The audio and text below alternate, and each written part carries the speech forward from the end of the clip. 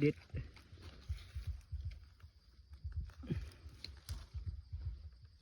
นี่แบบนี้ทางในข้อย่างบุเท่าแล้วมั้ง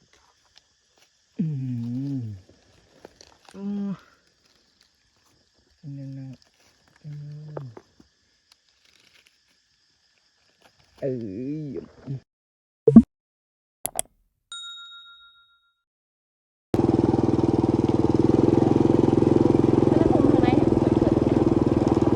ผมใส่กลับมาก่อนไปเบิ่งต้นทางหน้าก่อน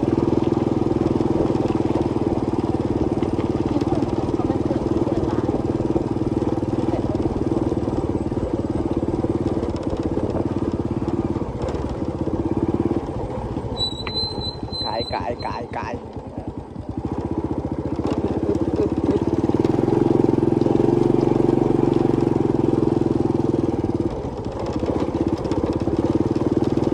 หอยรถจักรมา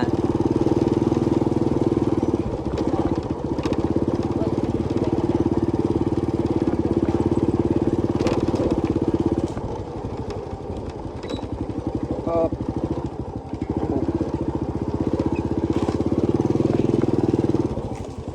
โอ้โห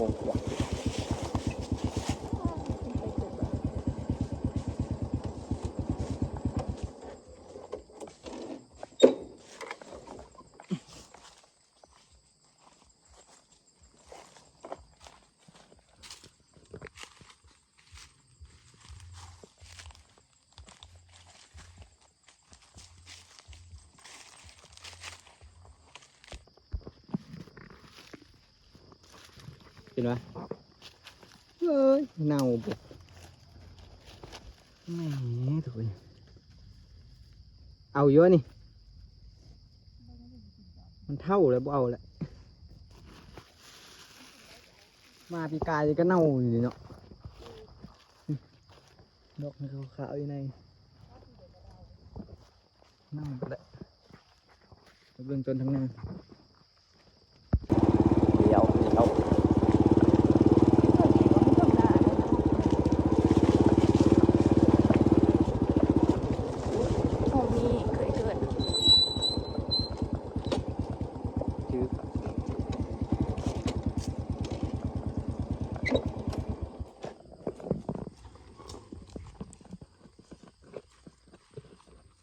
เก็บเห็ดเขี่ยวนำคันคูปีกายนี่กินซิมีป่ะ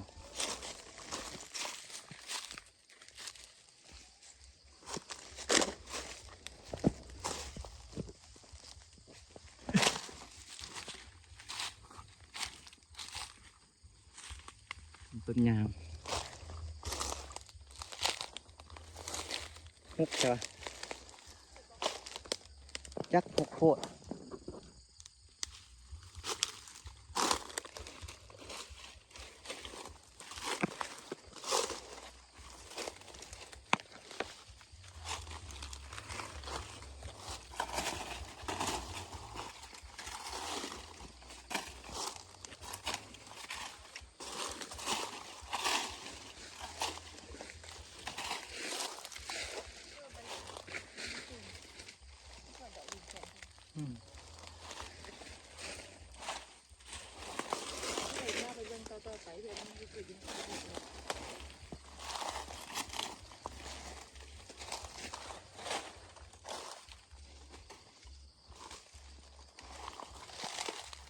ปีกายเขาเอาคันคูนปีนี้บ่เกิดต้นนี้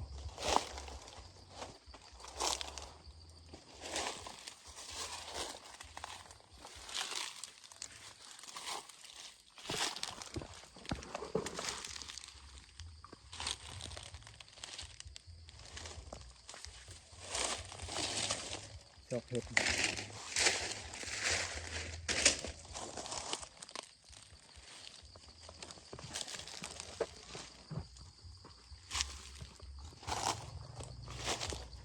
บ่มีไปเบื้องต้นไหมแต่เป็นกระสิตกดินละ เก็บเห็ดพึ่งเท่าแล้วมั้งลงเรือจับตาเพิ่น3 ดอกแล้วแก่พอดีงามนะบ่แก่ปาน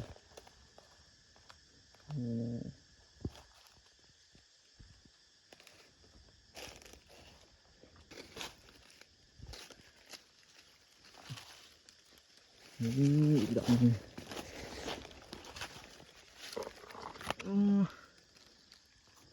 นั่นนะ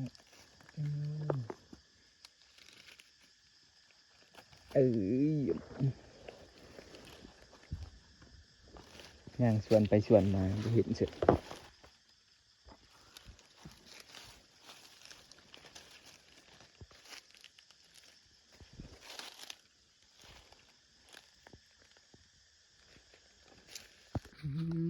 เด็ด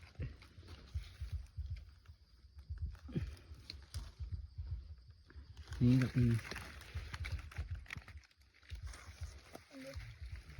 ทางในข้อย่างบุหอดนี่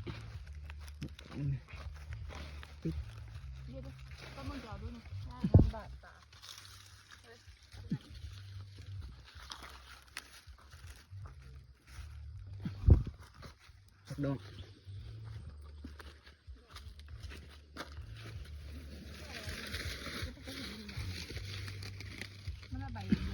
อันนี้มันเน่าไปแล้ว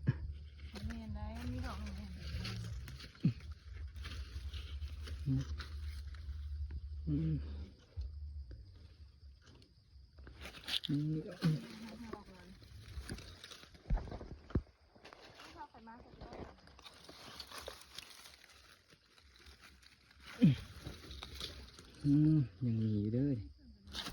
อยากแก้ได้หน่อยนึง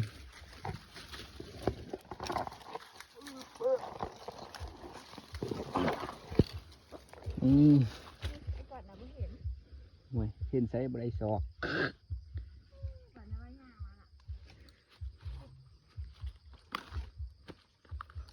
เห็นไหมในแกงอะเด้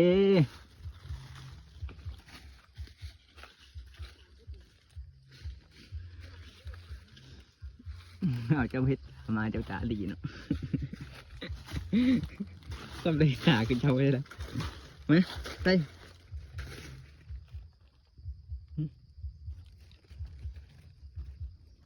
นี่หลายเติบเลยที่เราได้เราเห็ดเพิ่งแดงโอ้ยงามพวกการไงเพิ่งแดงเพิ่งดำเพิ่งเหลืองได้เบิดจังหวะนี้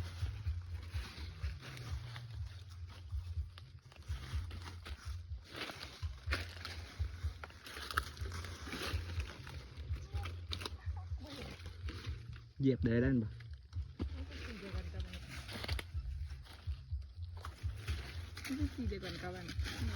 เกิดใหม่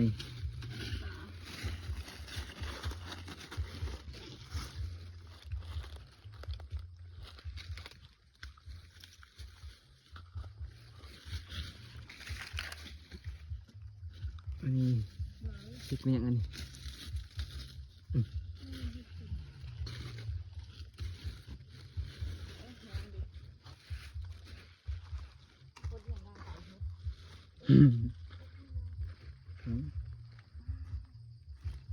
ไอ้พอแล้วไ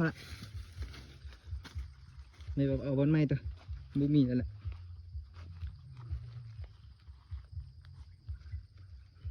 จังไรก็ไม้ปักตาแอนมันแก้ไปแล้วแอน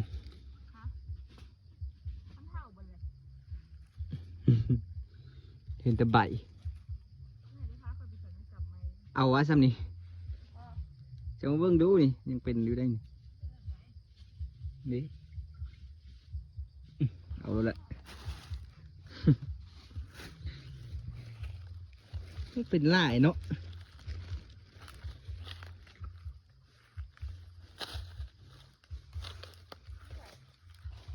เอาเลยดิ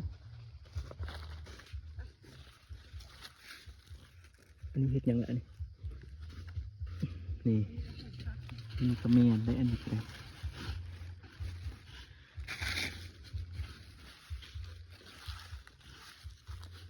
โอ้เดี๋ยวรุดไปบ้านนั่นเอาปีกายนี่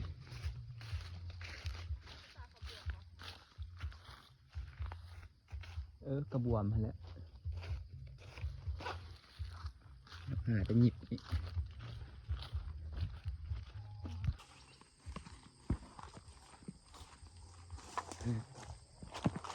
ดอกเก็บเห็ดตำหอมยาง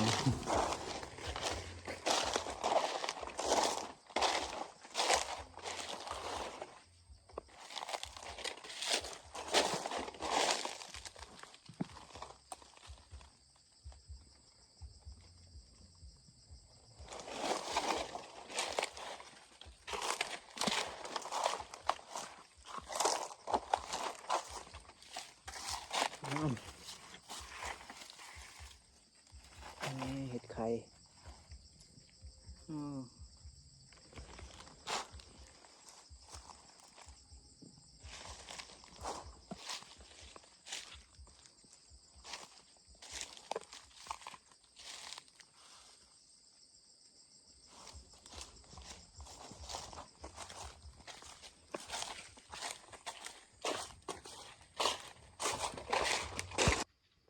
ได้ป่ะ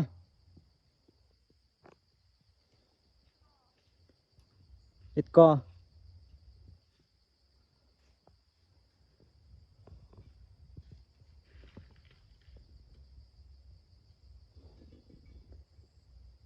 นี่เอาได้ครับเอาเห็ดพึ่งเห็ดไข่เห็ดกอขอได้แกงนะ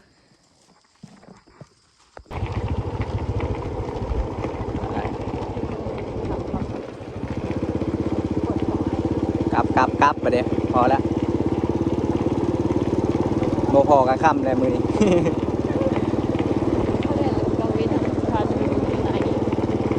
มาสาดที่ทางเราเกิดแอนหก